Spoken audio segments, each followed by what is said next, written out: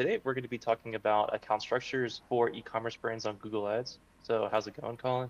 It's good. And topic near and dear to my heart. I've spent over my long and illustrious career over $500 million on Google Ads. The vast majority of that ecom. We'll spend I think 100 to 150 million on Google this year as an agency. So not surprised. I have some strong opinions around Google Ads for ecom brands and Google Ads in general. So excited to dive in and talk about some of the structural things that go on, some of the problems that we see, things like that, and hopefully if you're an ecom brand, there's a few nuggets in here that you can take away. So let's start at the very beginning for people who may not have a lot of exposure to Google or maybe super new to Google Ads, super high level. The way that the account structures kind of work is that you have an account.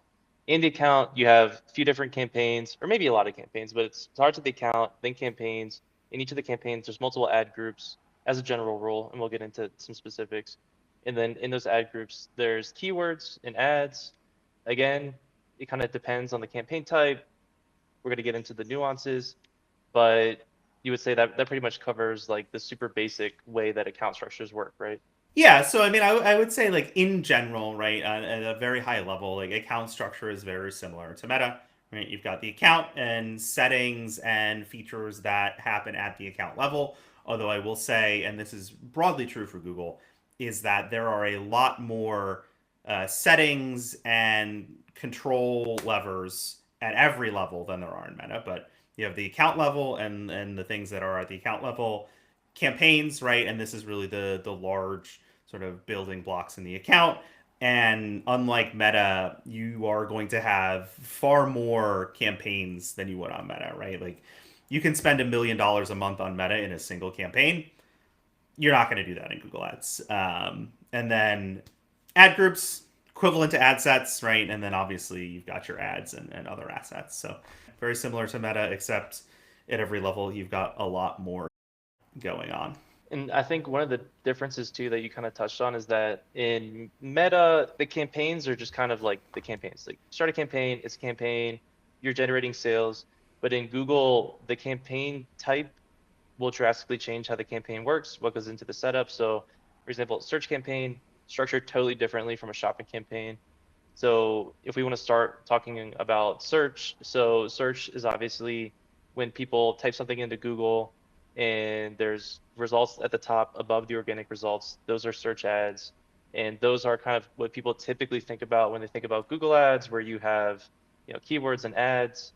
And that's what, when people talk about Google Ads, generally they're referring to search campaigns in general. It's kind of like the default campaign type. Yeah, so I mean, I think that's probably what like Google's most known for. But your point overall, right, is that campaign types are materially different. And if you think about it, it makes sense because Google's inventory is a lot more differentiated than Meta's inventory, right? So you have different campaign types for all the different sorts of inventory that they offer, right? I mean, and Google's a massive company. Like display ads across all kinds of third parties, right? Like YouTube is the largest video platform that exists, right? That's a completely different type of inventory. The search ads, as you mentioned, right? Like what everyone is familiar with, like that's search inventory. But even beyond that, like shopping inventory predominantly exists in the search results as well.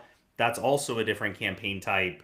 And then obviously, Gmail is another big placement, which is another type of inventory that you're going to find in demand gen, and then even more specialized types of campaigns for even specialized types of business like hotels, um, you know, uh, local service ads, which is actually not even in the Google Ads platform itself; it's its own platform. So there's a lot of different inventory and a lot of different types of campaigns to leverage and bid against that inventory. But I would say if we're talking ecom, right? The main ones that like most ecom brands are gonna work with, shopping and PMAX, right? Kind of at the top, search, YouTube, and demand gen, right? Like really, those four are gonna represent 99.99% of your spend as an ecom brand. So in terms of what a kind of run-of-the-mill e-commerce Google Ads account would look like, I guess we would expect to see branded search campaign. So you pretty much always have that non-brand search campaign, depending on the product selection, the like you said, PMax or shopping campaign, and then would demand gen and YouTube be always both in there, or would you say it's usually one or the other? And I'll talk about like a general ecom structure, and then also kind of like talk about size, and it also just depends on the size of your brand. I think one of the first things to think about with Google and spending on Google is that for the vast majority of ecom brands, it's going to be a much smaller percentage of your overall ad spend than Meta, right? Meta will likely be like a 70% to Google's 30% if you're a two channel.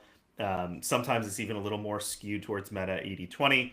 But that gives you a reasonable idea of like what kind of scale you can and should be getting in Google Ads. And then if we're talking about account breakdown, typically the big spender for most earlier Google advertisers is going to be your shopping and PMax component, right?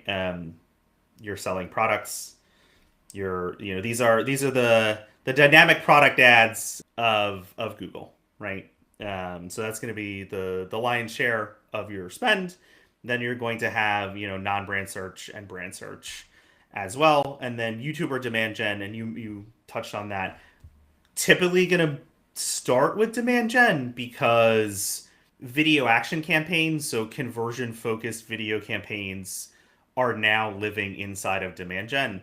So that is the low hanging YouTube fruit. You're not generally going to be moving to standalone YouTube campaigns that bid on, CPM, CPV, things like that until you're significantly scaled up. So, if you think your structure, it's mostly, again, shopping and PMax, decent amount of non-brand search, hopefully, demand gen, which most likely going to be pulling 9x16 YouTube Shorts as the majority of that inventory, and then some brand search kind of layered on at the bottom. I actually don't know. So demand gen are running on YouTube also in the same format as YouTube videos, but the conversion action is different, or are they vertical, or what's different between them? Yeah, so YouTube lives in demand gen, and this was a change that fully swapped over in 2025, so roughly about a year ago now. Essentially, what happened was video action campaigns, so YouTube campaigns that optimize for purchase conversions, those were removed, and that inventory and the ability to run YouTube against purchase was migrated into demand gen. And so if you're running a YouTube campaign today, you are not going to be able to optimize for purchase. If you want to be optimizing for purchase and running on the YouTube inventory, that is in demand gen. And it is not just shorts. It is also, in feed, in stream, right? Like you're getting the regular YouTube placements, the 16:9 aspect ratio in demand gen, as well as getting the shorts inventory, which is also in demand gen. Yeah. So say that someone is a brand owner and they want to try to run search ads themselves, and they look up the way to structure these campaigns. They find an article about SCAGs from 6 years ago, and they run it, and everything's a kind of giant disaster. How would you explain to them, why that didn't work out?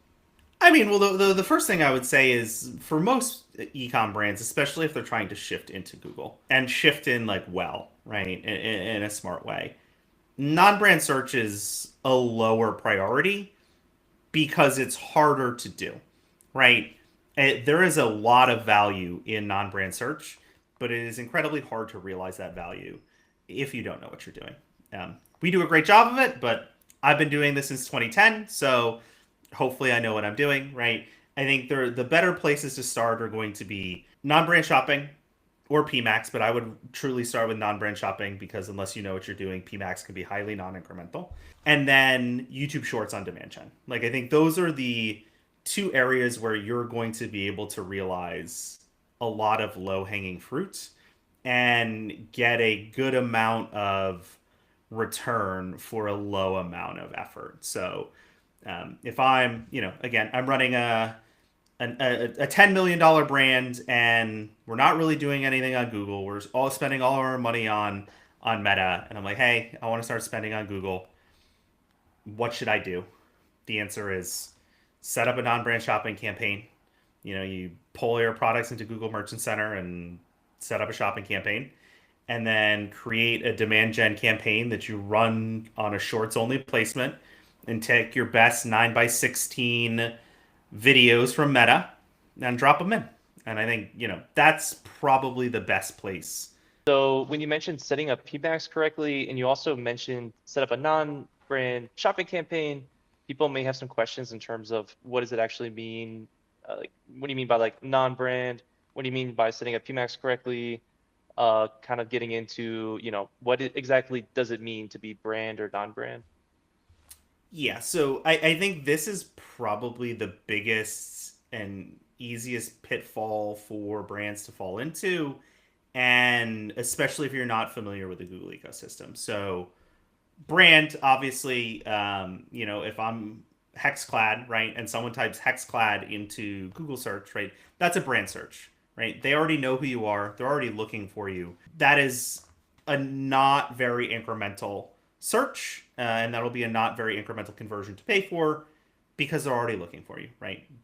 You know what they're searching for, so that's a brand query, right? Best pans, right? That would be a non-brand query, and that's something where they're not actively looking for you; they're looking for what you sell.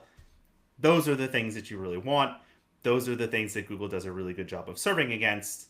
The problem is that because brand search is so efficient, right? Because if someone's looking for you, your conversion rates are going to be very high. If that is left blended in to other things with non-brand, you are giving Google license to waste money on inefficient non-brand allocation because the brand component of it performs so well. And so when I say set up non-brand search or set up PMAX in a smart way, right, that means excluding brands so that you are forcing the bidding algorithm to go after customers that are going to be much more incremental. It's fine if you want to bid against brand, but that should be treated as a totally different structure, and it should be totally sequestered from the advertising that you're trying to use to drive incremental sales. Yeah, I mean, there's a lot of waste there, and in terms of how it muddies the water too, people don't have a good idea of what their non-brand return is on Google. So yeah, so that's super important to break out. And what about within non-brand? How would you tell, like, let's just say non-brand search, for example, how would you recommend e-commerce businesses should segment their ad groups? Because it is possible to under segment and it is possible to over segment. So this is really a category specific thing, right? One of the sort of like easiest breakdowns are going to be like product class, right? So, and again, using Hexclad as an example, pans are different from pots, right? And so, like, if you're selling, pots and pans, like a very simple split would be don't have pots and pans in the same ad group, right? You want to be thinking about segmenting into like products where you can route the traffic to either one landing page, or maybe a couple of different landing pages that are very similar, and it's going to essentially cover all of the queries that will come up in that ad group, right? If I search for lobster pot and I go to a landing page that's showing me a bunch of frying pans, like I'm not going to be thrilled about that, right? And so that's a very bad landing page. I'm not going to convert because that's not what I'm looking for.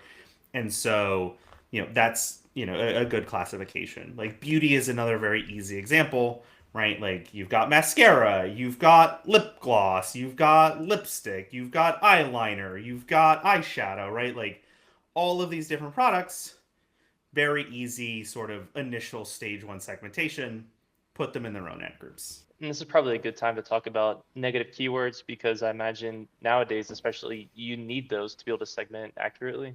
Yeah, so and this goes back to brand too, right? And excluding brand search. So there are keywords, which is you telling Google, hey, I want to show up for these terms or terms very similar to this. And then negative keywords are the opposite, where you're telling Google, I don't want to show up for this when someone's searching for it. And these can be applied at various levels. Like account-based negatives, right? Those are things that you never want to show up in your account ever, right? You never want to show up for search terms that include those words. Campaigns, right? So if I have a campaign that's targeting mascara, I probably don't ever want, eyeshadow terms to be in my mascara campaign. So like that's something that I could then put at the campaign level. So like, okay, negative out eyeshadow, so it's not showing up in my mascara campaign. And then ad groups, you can also set negative keywords at the ad group level, and that is for sculpting traffic, right? So if you have, we'll take that. We'll take like eyeshadow as an example, right? You have gray eyeshadow and you have like purple eyeshadow, right? As ad groups in your eyeshadow campaign. You don't want gray queries to get matched to the purple keywords and vice versa. So you would put the opposing colors as negative keywords to make sure all the purple queries are going to the purple eyeshadow ad group and all the gray ones are going to the gray eyeshadow ad group. Google does do a pretty good job of routing things correctly, but it does not do a perfect job. And so it can help to, again, reduce waste by doing a little bit of sculpting on that ad group level. Yeah, I think that's a good example. And what would you say are some common negative keywords that you want to apply at the account level? Like I imagine maybe like free and Yeah, so, and there's a whole sort of philosophy around negative keywords. So, and negative keyword lists are going to be your best friend, right? You can build lists. So, certain types of queries, like, free is kind of a perfect example, but queries around jobs, right? Like, if you are not if you're not a recruiting firm, right? Like, you don't want to bid on like jobs, careers, work training, things like that for what you're selling. And so things like that are kind of a good example of stuff that I would avoid. Publications, if you're in specific regions and not in other regions, right? So, let's say you have a retail presence in 5 states, you'd potentially want to exclude the states that you're not in as negative keywords. Any products that you don't offer, right, that are also in that space, right? So like you are hexclad and you're pots and pans and things like that, but you don't offer cutting boards or skillets or things like that. It's just a product line that you don't offer at all. Again, a great candidate to be negative at the account level. and now that we're talking about it, I feel like I've seen this before in a makeup with a makeup client in particular, like the word tutorial. Like if people are looking at makeup tutorials, like you don't want to show for anything like that. Not usually, no. Videos, So how to, lots of question words can definitely be, good candidates to negative out. what do you think about naming conventions for Google? Do you think it's something that is like extremely necessary, not super important?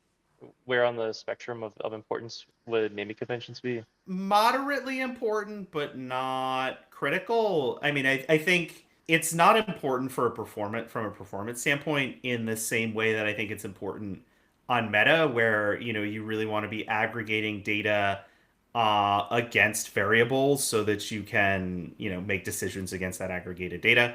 It's really more about being organized because the complexity of a Google account is significantly higher, right? Like you can have 10, 15, 20 campaigns. You can have hundreds of ad groups. You can have thousands of ads, right? You want to be able to know, okay, what's in the ad group, what's in the campaign as easily as possible, right? Otherwise, it gets very unwieldy. So it's more about organization than analysis, and that's really kind of the primary use case, I think, for clean naming conventions. I still think you should do it. We definitely do it here, but it's not going to change your performance. It's just going to save you time.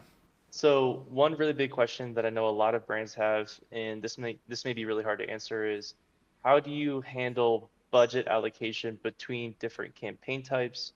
So in terms of knowing how much to allocate towards, for example, non-brand search, actually versus branded search versus non-brand shopping, do you have some kind of easy framework as like a starting point for brands to work with in terms of determining that allocation? Yeah, so I would say if you are just getting onto Google Ads, and you're kind of following the easy account structure, I would say that 40% of your account is going to be non-brand shopping inventory slash PMAX. 30% of it is going to be demand gen shorts, right? YouTube shorts ads. 20% non-brand search, and then 10% brand. And that's not to say that brand couldn't be more, couldn't be a higher percentage. Brand can absorb a lot of spend and still look good. It's that you shouldn't have brand be a large percentage of your spend. You really want to keep brand to a minimum. I'm gonna put myself in the shoes of a DTC brand owner. So we have decent SEO. We show up in the organic results. Why should I even spend money on brand? You shouldn't. The long and short answer is you probably should not. So, I mean, but if it were that cut and dry, then we would just cut out all the brand for all of our accounts. So there are times when it makes sense though, right? I think brand spend is the exception to the rule, right? And this is one of the first holdout tests that we run for clients on Google, especially clients that come in and are spending significant amounts on brand. Is like, okay, well, how incremental is this spend really? Because unless there's a lot of competition against your brand terms, and sometimes this is true, right? Where if competitors are bidding on all of your terms, right? For example, if someone searches for Hexclad pants and a different pan company has an ad that says like, why would you buy this brand? Get other brand instead, right? If there is a lot of competitors bidding on your terms with ads like that, it can make sense to invest into brand search. If there's no competition on your brand search, you should absolutely not spend money. And frequently, Amazon will compete with you. But if you are managing your Amazon inventory, the question is really, is it worth it to be bidding against Amazon on your brand terms? Maybe, maybe not. But usually, the times where brand search makes sense and is incremental in highly competitive verticals where there's tons of competitors bidding on your brand terms. You know, kind of the poster child for this would be mattresses, right? And if you search for a Casper mattress, you're going to see every other competitor. You know, if you search for a purple mattress, you're going to see every other competitor, right? If that's not your brand search environment, it can and should be minimal to zero investment because it's not really going to be incremental. And something that I've always liked doing is that I'm talking about brand is kind of the defense against a bunch of competitors bidding on your brand name, but you can also bid on other people's brand names, right? And to kind of go on the offense. Yeah, absolutely. I mean, this is a whole nother strategy. It's called conquesting, where you're essentially bidding against competitors. I think the use cases for conquesting ads, and I consider conquesting to be non-brand search, right? Because they're not searching for you, right? They're searching for competitors. The general use case and the times when I think conquesting makes sense is if you have really large competitors where there's lots of brand search that they have. They're category leaders, and you can siphon off a small percentage of that and see good results. So, let's say you're starting a greens powder brand, right? AG1 is obviously the Goliath of the space, right? Tons and tons of brand search volume every month. That would be something that you could target if you're, a greens powder startup, and try and siphon off some of that traffic that they generated. So conquesting is definitely something that you can do. I don't think it should be the first place that you go to spend money unless you are in one of those verticals where you do have, a gigantic competitor that you can scrape a little bit of volume off of. And it can be a little bit tricky legally too, right? Yes. Yes, you have to be very careful with conquesting if you're going to be doing it, avoiding using trademarks in your ad copy, avoiding using trademarks in your landing pages, right? Because you are basically attacking this competitor, and you really don't want to open any sort of doors to litigation for your own brand. And you also have to be very careful because Google, will automate headlines if use like dynamic keyword insertion or something like that. And so you do have to be very careful if and when you're doing conquesting to not get yourself in trouble, because it's very easy to do. Is there such a thing as branded shopping? There is, yes. And that is also important to have because the same sort of dynamics that apply to brand search apply to brand shopping as well. And the point to remember is that shopping inventory serves against search results, right? The vast majority of the shopping inventory is the shopping carousel at the top of a search results page. And if someone searches for, Hexclad pants, it's highly likely that you're also going to get shopping inventory at the top, in addition to some text ads right below it.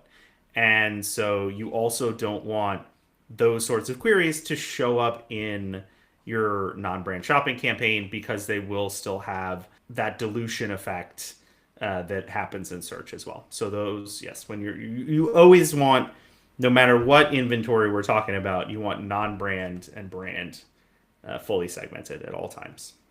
So, any final thoughts for DTC brand owners who are running on Google Ads? Yeah, so again, if you're looking to get on Google Ads, the 3 or 4 things that I would focus on are: one, keeping it simple, right? You don't need to do that much. Shopping campaign, demand gen shorts campaign, non-brand search, and then potentially brand search if you want it. Maybe a little bit of brand shopping. Keep it very simple from a structural standpoint. Number one. Number two, keep brand and non-brand fully segmented, right? Absolutely critical. Number three, only have one conversion action in your accounts. Do not bid on add to cart and purchase in the same campaign. It's very easy for that to happen. You should have one primary conversion when you go to the conversion section of the account. And use exclusions, right? Negative keywords, negative out things that you don't want to be bidding on. And really, I think that is going to get you to a pretty healthy baseline where the results are incremental and you are confident in how things are actually performing. So that would kind of be my closing thoughts on that. So I think that's a wrap. So thank you guys for watching another episode of Grip It and Rip It, and we'll see you next time. Thanks, guys.